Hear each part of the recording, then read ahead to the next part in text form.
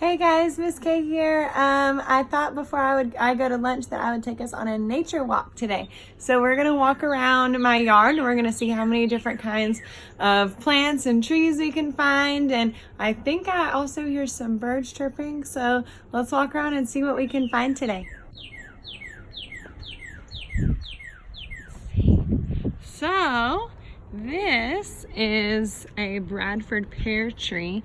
We have one of these in our playground right where we line up to go inside. And then this tree just started blooming this week. It is a type of cherry blossom. Isn't it pretty? It's a really small cherry blossom.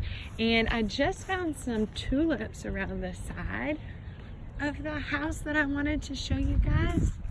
And they just started blooming too. Look how pretty they are. This is a rose bush that hasn't started blooming yet. But look how beautiful that is. And here are a few more over here.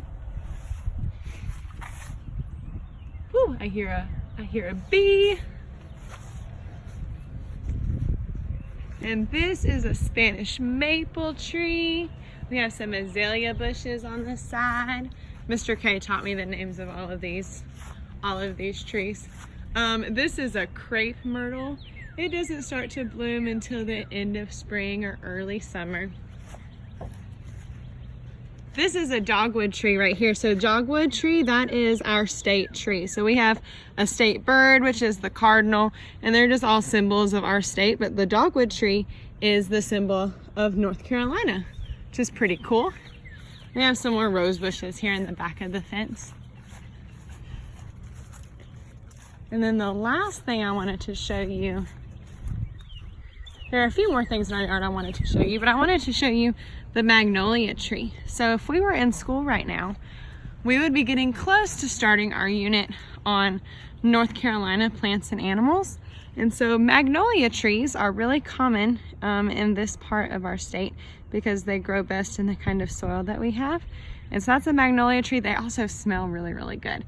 And back in the back of our yard, we have another type of tree that is really common in our part of North Carolina called a longleaf pine. And you're going to laugh because it's really, really short. It hasn't grown very tall yet. But here it is. It is a longleaf pine tree. And you see how I got its name because the pine leaves are really, really long. And then these tall trees right here, that's a different kind of pine tree. That's called a spruce pine. But this is a longleaf pine, and we see taller versions of this at school, actually, along the back side of our nature trail. So if we're ever back at the nature trail, I'll show you a longleaf pine tree that isn't so small. So what I'm going to do now is I'm going to take a walk down the street because there is a creek in our neighborhood that I want to show you. And I also want to show you a little bit more about what I was talking about with weathering and how water can weather rocks. So we're going to look at the rocks that are in the creek and see if they look different from some of the rocks that we might find just in the grass. So I'm going to pause this video and then I'll pick back up when I'm at the creek.